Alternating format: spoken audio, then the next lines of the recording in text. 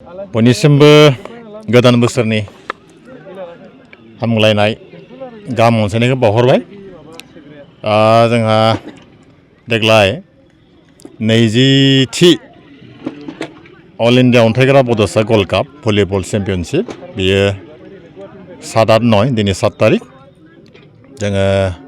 मोजाङै खुंफुंनो थाखाय गासै बिथिङाव जोंनि बे दाजानो हानाय जि बानजाय आफाद एबा आरसिनिफ्राय जोङो गासैखौबो जोङो फ्राय 100% खामानि मावबाय जोङो आरो दिनैहाय जोंहा बेवहाय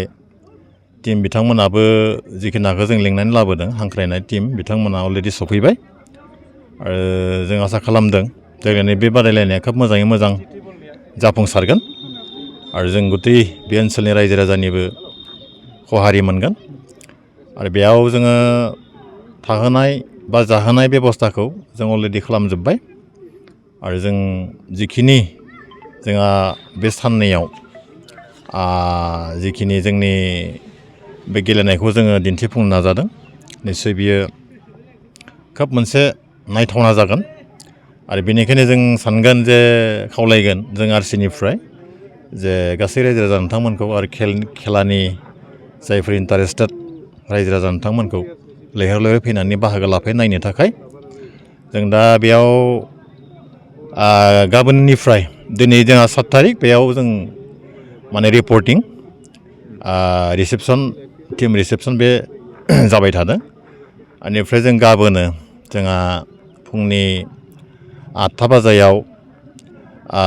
गेलेमु आयदानि गेलेमु बे आफादनि फिरफिला बिरहोनाय दङ लोगोसे मुंख्लं अन्थाइगोरा बड'सानिसिम बिबार बावनाय बे हाबाफारिया जागोन गाबोनो आरो बिनि उनावनो लोगो लोगो जोङो 10ता फुंनि 10तानिफ्राय बे गेलेनाया जागायगोन आरो बेखौ बेखेवनो हागोन जोंनि जायगानिनो एबा बेरगाव समस्तिनि एमसिएलए बिटिआरनि EM मानगोनां बिथां दावबायसा बर'आ बेखेवनानै होगोन। दा बेवहाय गासै 8था दोलोआ बाहागो लागोन दा बेयाव हाबाफारिया थिखानाय बायदिनो जालांबाय थागोन बेनि उनाव खेलाया जिहेतु मोनावबो जागोन डे नाइट जागोन जिहेतु लिग सिस्टेमाव बादायहोनाय जादों आरो 9 तारिखआव जोङो फाइनाल गेमखौ लाखिदों आरो बे फाइनाल गेम जानायनि आगोलाव जोंहा बा अन्थाइग्रा बड'सानि जि डेथ एनिभार्सारि डे बेखौ जोङो खुंफुंनो लादों आरो बियो फुंनि 9 बाजियाव गावनि जोनोम जायगायाव जागोन आरो बेजों लोगोसेनो बिबार बावजेननाय हाबाफारि जोबनायनि उनाव जोङो मोनसे अन्थाइग्रा बड'सानि जि बिहोमा बिनि सायाव मोनसे सावरायमेल लानाय जादों बिनि गाहाय आलासि जोंहा दुलाराय बर' फरायसा आफादनि गाहाय आफादगिरि मानगोनां दिपेन बर' बिथाङा बाहागो लागोन लोगोसे बारग' दरं जिल्ला साहित्य सभानि आफादगिरि मानगोनां प्रसन्न बर' बिथाङा बाहागो लागोन आरो बेवहाय जोङो गोबां आलासि आरो जोंनि सिनियर जायफोर इन्टेलेक्सुयेल बिथांमोनखौ जोङो लिंनाय जादों बाहागो लागोन थारैनो जों मिजिंथिदों लोगोसे बेखौ फोजोबनायनि उनावनो जोंहा जोबथा गेलेनाय बादायलायनाया जागोन बेलासे समाव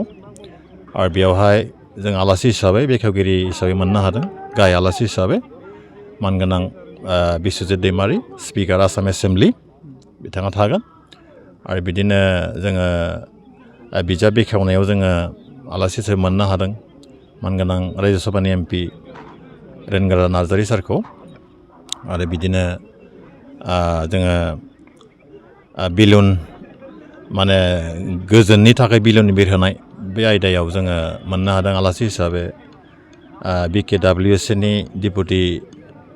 CM मानगोनां रमिय पे नार्जारिखौ मोननो हादों बिथाङाबो सफैगोन दा बेखौ जों मिजिंथिदों आरो बे हाबाफारि जोबनायनि उनाव फाइनाल डिस्ट्रिबिउसन माने प्राइज डिस्ट्रिबिउसननि उनाव जोङो मोनसे हारिमु आयदा हारिमु बिलिफां बेखौबो लानाय जादों आरो बेयावहाय जोङो रेनिउन आर्टिस्ट हिसाबै जों हांख्रायनानै लाबोदों मानगोनां बिग्राय ब्रह्म बिथांखौ क'क्राझार आरो जायगानि ओनसोलनि गोबां उथिफुनाय रोजाबगिरि मोसागिरि बिथांमोना बाहागो लागोन सेथि बादायलायनायाव बबे मोननै दोलोआ बेयाव बाहागो लायो?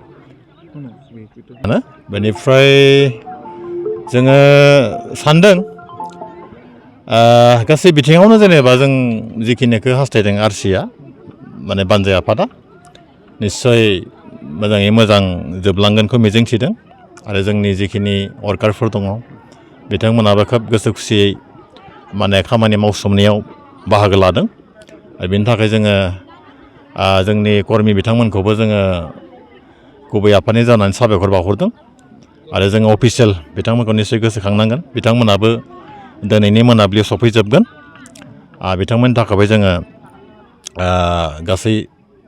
थानाय जानायनि बेबस्थाखौ थिग खालामना दोनखानाय जाबाय गतिके बेयावबो जोंहा समस्या गैया गतिके जोंनि खामानिया 100% जाबाय होनना बुंबाबो गोरोन्थि जाया दा बेखौनो बुंबाय दा